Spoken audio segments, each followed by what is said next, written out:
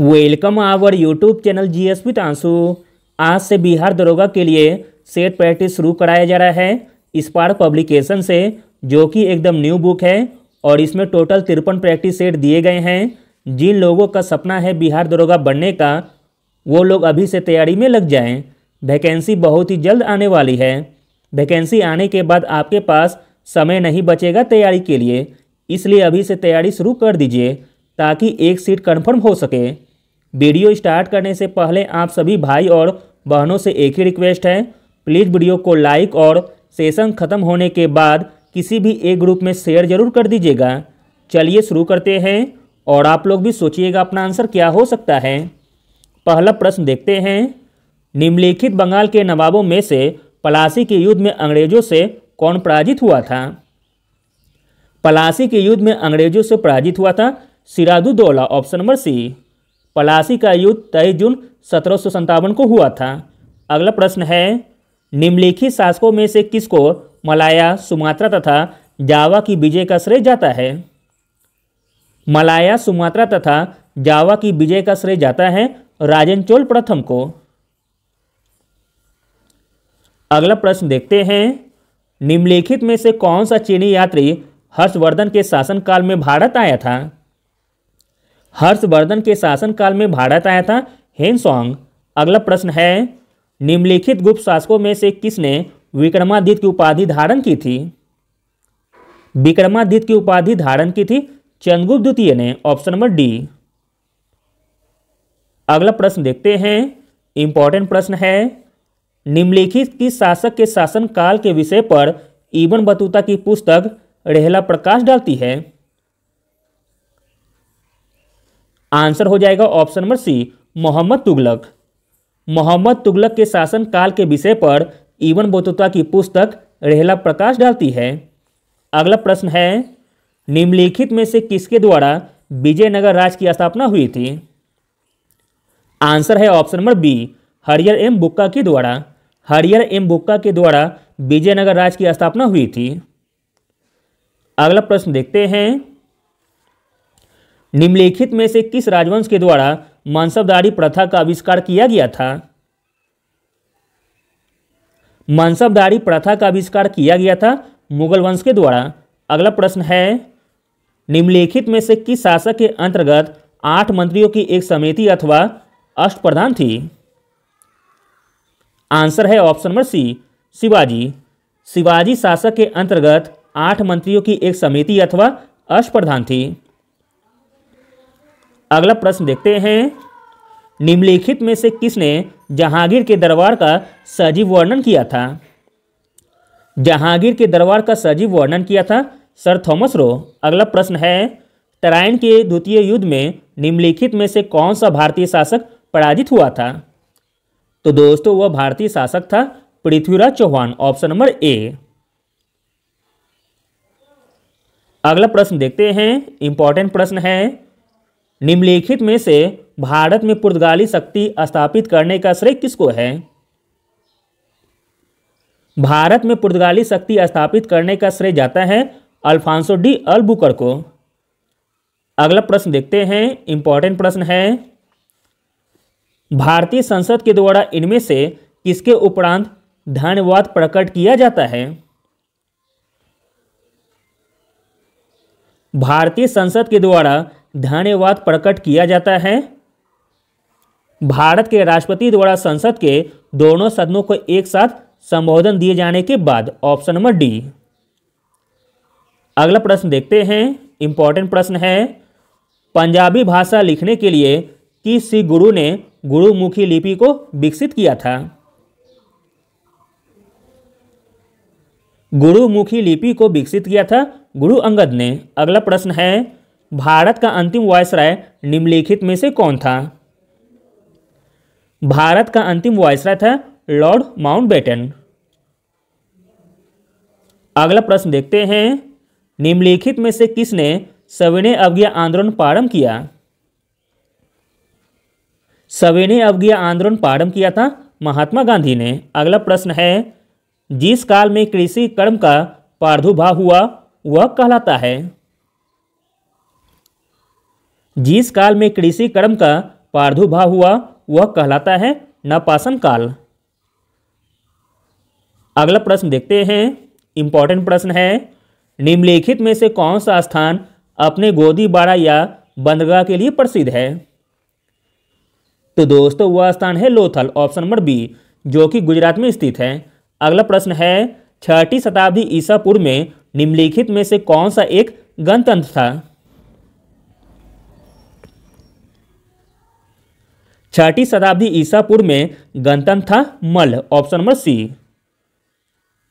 अगला प्रश्न देखते हैं, बड़ावर की गुफाओं को अशोक ने किस संप्रदाय को दान में दिया था? तो दोस्तों वह संप्रदाय था आजीवक, ऑप्शन नंबर सी। अगला प्रश्न देखते हैं, निम्नलिखित में से किन को शक संवत की स्थापना का श्रेय दिया जाता है? शक संवत की स्थापना का श्रेय दिया जाता है कुषाणों को। महापुराणों की संख्या कितनी मानी जाती है?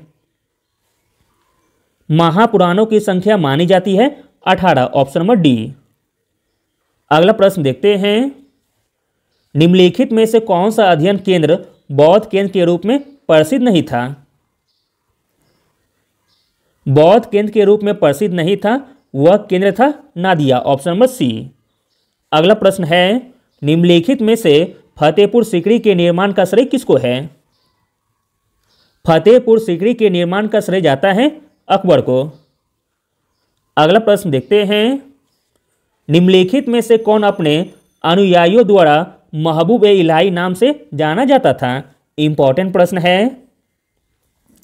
महबूब ए इलाही के नाम से जाना जाता था शेख निजामुद्दीन औलिया, ऑप्शन नंबर सी। अगला प्रश्न देखते हैं, निम्नलिखित में से किसको कुतुब मीनार संपूर्ण करवाने का श्रेय मिला है? कुतुब मीनार संपूर्ण करवाने का श्रेय मिला है इल्तुतमिश को। अगला प्रश्न है, गीत गोविंद के रचयिता कौन था? गीत गोविंद का रचयिता था जयदेव। अगला प्रश्न देखते हैं, भारत में इटली से कौन यात्री आया था? भारत में जो इटली से आया था वह यात्री का नाम है Marco Polo, option number D. अगला प्रश्न देखते हैं, निम्नलिखित में से किसने भूदान आंदोलन प्रारंभ किया था? भूदान आंदोलन प्रारंभ किया था आचार्य विनोबा भावे ने। अगला प्रश्न देखते हैं, निम्नलिखित में से सती प्रथा का उन्मूलन किसने किया था? सती प्रथा का उन्मूलन किया था लॉर्ड विलियम बेंटिक ने, ऑप्शन नंबर ए। अगला प्रश्न देखते हैं, इंपॉर्टेंट प्रश्न है, आनंद मठ के लेखक कौन था? आनंद मठ का लेखक था बंकिम चंद्र चट्टोपाध्याय। अगला प्रश्न है, निम्नलिखित में से किसने भारतीयों के लिए पाश्चात्य संस्कृति को लागू करने की वकालत की थी? तो दोस्तों वह थे Lord Macaulay, option number A. अगला प्रश्न देखते हैं, निम्नलिखित में से किस देश के साथ हड़प्पनों का व्यापारिक संबंध था? हड़प्पनों का व्यापारिक संबंध था मेसोपोटामिया से, ऑप्शन नंबर सी। अगला प्रश्न देखते हैं, निम्न में से कौन वैदिक देवता नहीं थे? वैदिक देवता नहीं थे कार्तिकेय, ऑप्शन नंबर सी, जबकि इंद्र, वरुण तथा रुद्र यह तीनों वैदिक देवता थे। अगला प्रश्न देखते हैं, निम्नलिखित में से कौन सा कथन बुद्ध की ईश्वर की अवधारणा के विषय में सत्य है? बुद्ध की अवधारणा के विषय में जो कथन सत्य है वह है ऑप्शन नंबर बी, ईश्वर का अस्तित्व नहीं है। अगला प्रश्न देखते हैं, निम्नलिखित में से कौन सा गुप्त काल का मंदिर है? इसमें गुप्त काल का मंदिर हो जाएगा देवगढ़ का दशावतार मंदिर। अगला प्रश्न है, निम्नलिखित में से कौन सा देश भारत के साथ सबसे लंबी सीमा रेखा बनाता है? भारत के साथ सबसे लंबी सीमा रेखा बनाता है बांग्लादेश, ऑप्शन नंबर डी। अगला प्रश्न देखते हैं, निम्नलिखित में से कौन सी नदी गंगा की सहायक नदी नहीं है? गंगा की सहायक नदी नहीं है वेनगंगा, ऑप्शन नंबर सी। अगला प्रश्न है, पौंग जल विद्युत परियोजना कहाँ स्थित है? पौंग जल विद्युत परियोजना स्थित है हिमाचल प्रदेश में। अगला है, इनमें सर्वाधिक वनाच्छादित राज्य कौन सा है?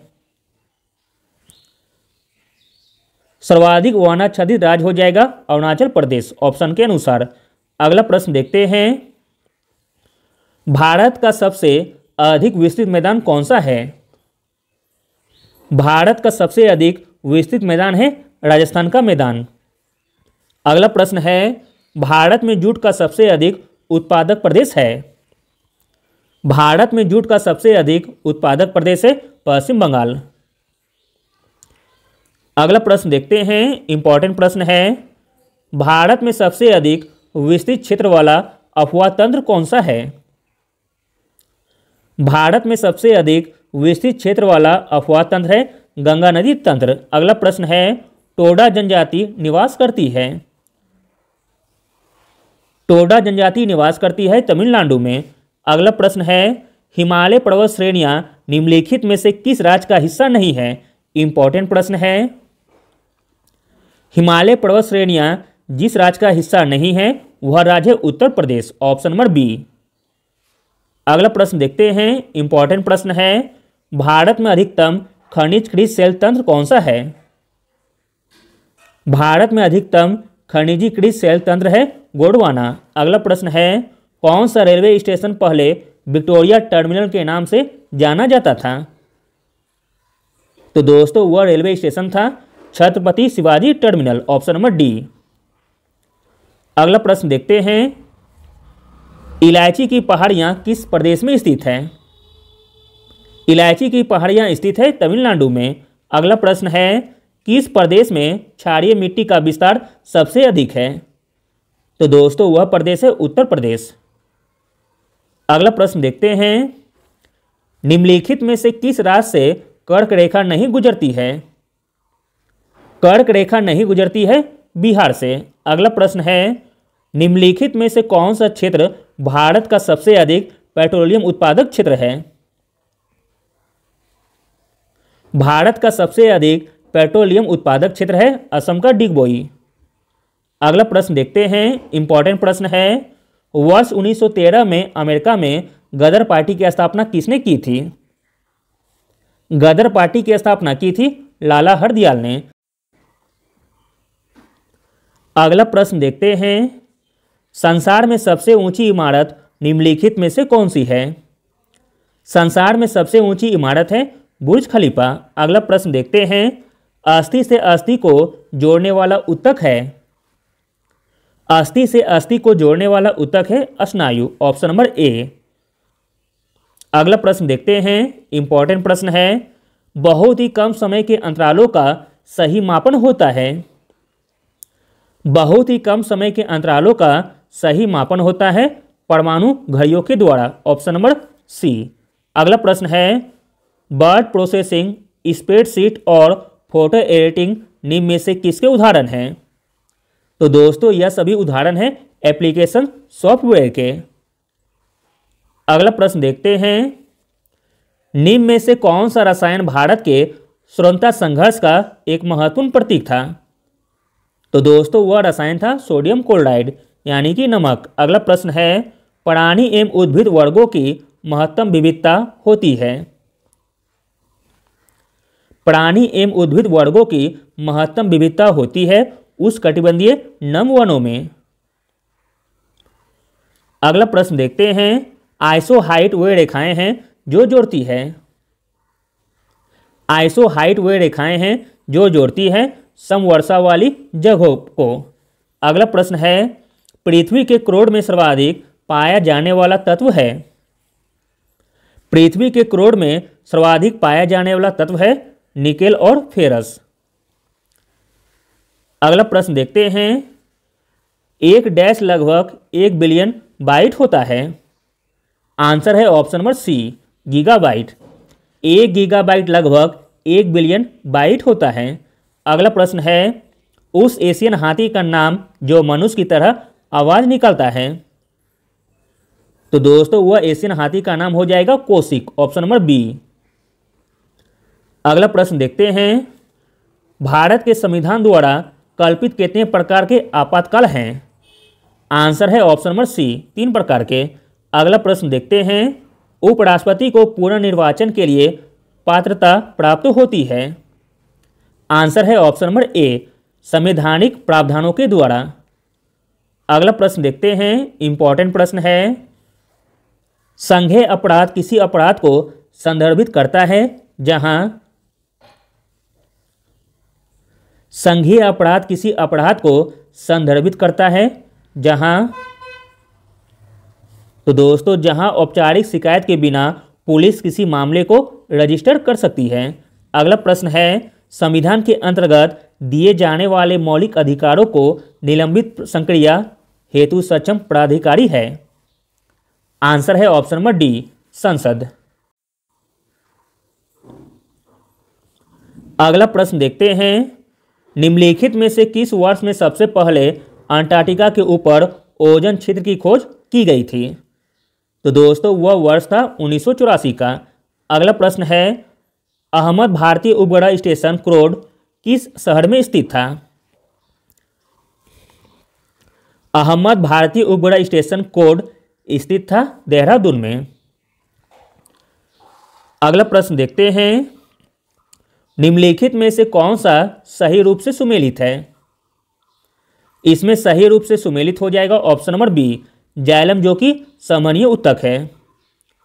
अगला प्रश्न देखते हैं, इंटरनेट से एक फाइल को आपके कंप्यूटर में स्थानांतरित करने की प्रक्रिया को कहा जाता है? आंसर है ऑप्शन नंबर ए, डाउनलोडिंग। अगला प्रश्न है, निम्नलिखित में से कौन सी गैस पृथ्वी विकिरण को बहुत अवशोषित करती है? तो दोस्तों वह गैस है कार्बन डाइऑक्साइड गैस। अगला प्रश्न देखते हैं, इंपॉर्टेंट प्रश्न है, एसी को डीसी में बदलने के लिए निम्नलिखित में से किसका उपयोग होता है? एसी को डीसी में बदलने के लिए उपयोग होता है रेक्टिफायर का। अगला प्रश्न है, मजदूर दिवस कब मनाया जाता है? मजदूर दिवस मनाया जाता है 1 मई को। अगला प्रश्न देखते हैं, दक्षिणी गोलार्ध में वायु के बाईं ओर मुड़ने का क्या कारण है?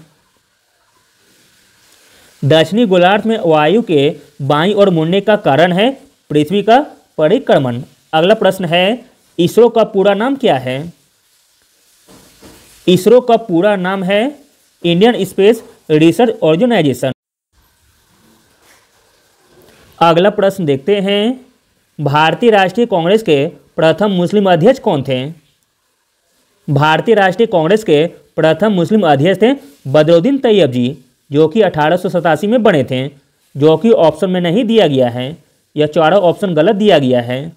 चलिए अगला प्रश्न देखते हैं, निम्न में से कौन सा एक सही मेल नहीं है? जो सही मेल नहीं है वह है option number D, Indira Awas Yojana महिलाओं को निःशुल्क गृह योजना, जो कि गलत दिया गया है। बाकी तीनों सही दिए गए हैं। राष्ट्रीय पेंशन योजना अंशदान पेंशन प्रणाली है। राष्ट्रीय साक्षरता मिशन कार्यक्रम बैग शिक्षा है। मध्याह्न भोजन योजना विद्यालय के बच्चों को दोपहर का भोजन है। अगला प्रश्न देखते हैं, निम्नलिखित में से कौन सा द्रावण क्षारीय होगा? और इसका आंसर आपको कमेंट में बताना है। अगला प्रश्न देखते हैं, दांतों को साफ करने के लिए उपयोग में जो पाउडर या पेस्ट लेते हैं उसमें कौन सा स्वभाव होना चाहिए? आंसर है ऑप्शन नंबर ए, अम्लीय प्रकार की। अगला प्रश्न है, टमाटर में कौन सा अम्ल होता है? आंसर है ऑप्शन नंबर डी, ऑक्जेलिक अम्ल। अगला प्रश्न है, NH3 किस प्रकार का पदार्थ है?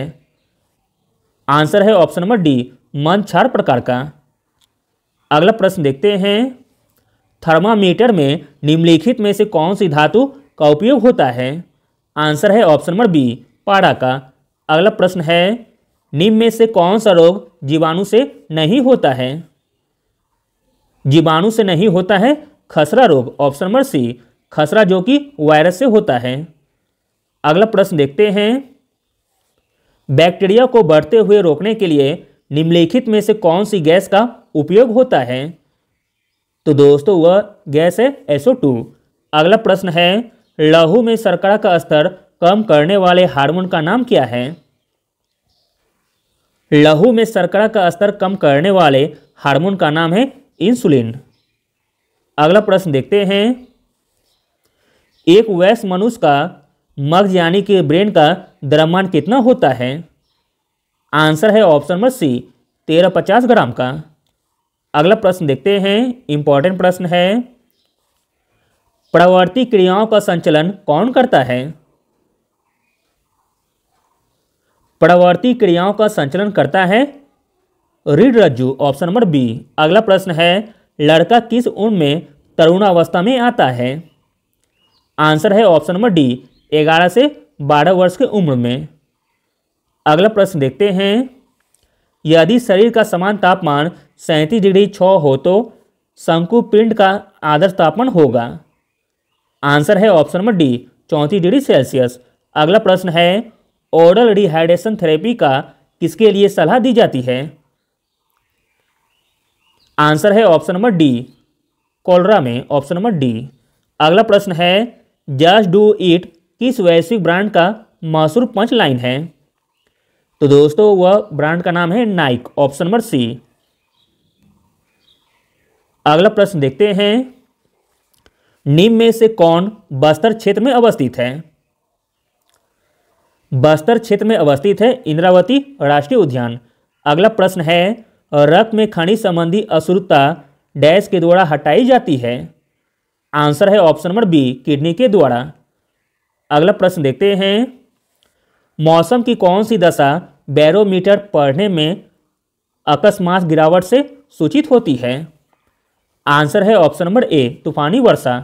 अगला प्रश्न है, समतल दर्पण में वस्तु 2 मीटर की दूरी पर रखी है तो उसके प्रतिबिंब और वस्तु के बीच की दूरी होती है? आंसर है ऑप्शन नंबर ए 4 मीटर। अगला प्रश्न देखते हैं, इंपॉर्टेंट प्रश्न है, किस देश में विश्व का सबसे बड़ा रेलवे नेटवर्क है? तो दोस्तों वह देश है अमेरिका। दोस्तों आगे 4 प्रश्न मैथ के दिए गए हैं, जिन्हें भी बनाना हो तो वह वीडियो पॉज करके बना सकते हैं और मैथ का सॉल्यूशन टेलीग्राम पर सेंड कर दिया जाएगा। 96 का आंसर हो जाएगा ऑप्शन नंबर सी। 97 का आंसर होगा ऑप्शन नंबर डी। 98 का आंसर होगा ऑप्शन नंबर ए। 99 का आंसर होगा ऑप्शन नंबर डी